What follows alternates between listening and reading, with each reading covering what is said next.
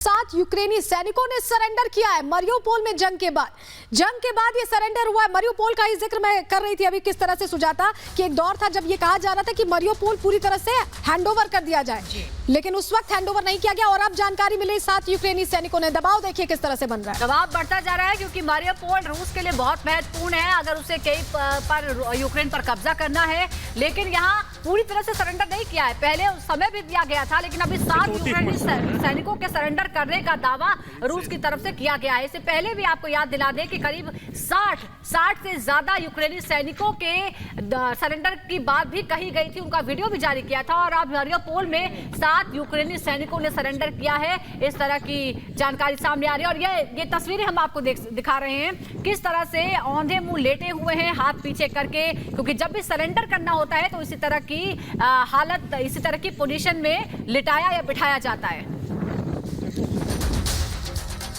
तो मरियोपोल की हमने आपको तस्वीरें दिखाई जहां 7 यूक्रेनी सैनिकों ने सरेंडर कर लिया, लेकिन चेचनिया फोर्स का बड़ा दावा मरियोपोल को लेकर ही सामने आ रहा है कि मरियोपोल अब जीत चुके हैं। ये दावा चेचनिया फोर्स की तरफ से किया गया है जो रशिया को मदद कर रही है। बड़ा दावा चेचनिया फोर्स की तरफ से कि मरियोपोल अब हाथ में आ चुका है। इस वक्त ये बड़ी खबर हम आपको बता रहे हैं। मरियोपोल से हमने आपको तस्वीरें भी दिखाई थी।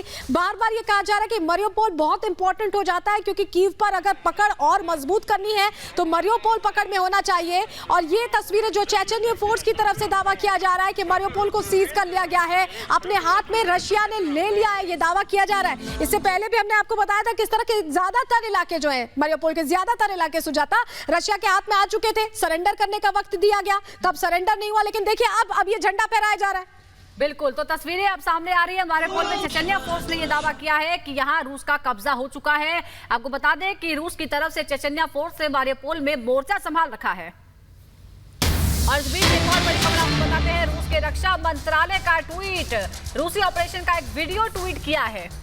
तो रूसी ऑपरेशन का एक वीडियो ट्वीट किया गया है। इस वक्त की बड़ी खबर, रूस के रक्षा मंत्रालय की तरफ से ये वीडियो ट्वीट किया गया है।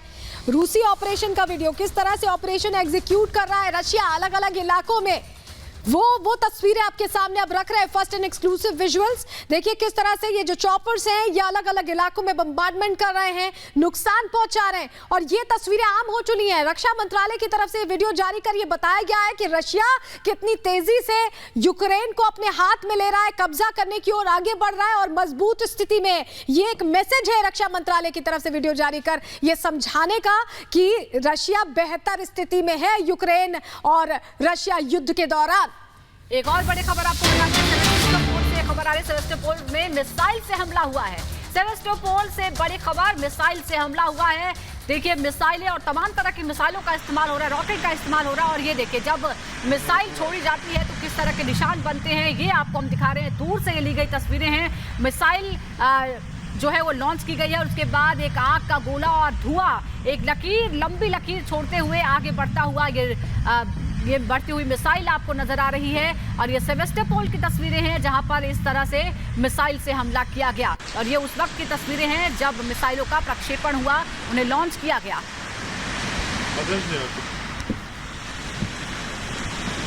यूक्रेन के सेवेस्टोपोल में मिसाइल से हमला हुआ और ये मिसाइल लॉन्च करने का वीडियो इस वक्त आप देख रहे हैं।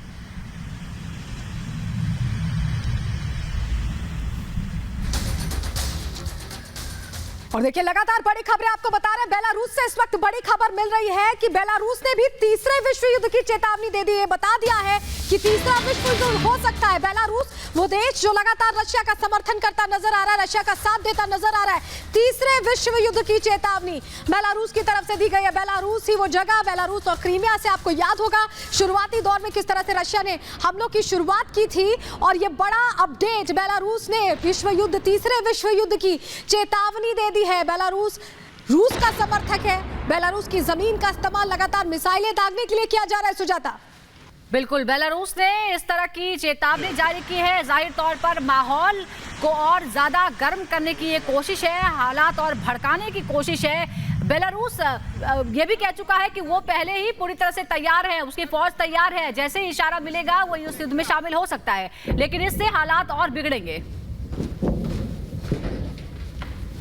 तो लगातार बड़ा अपडेट हम आपको दे रहे हैं किस तरह के हालात बने हुए हैं।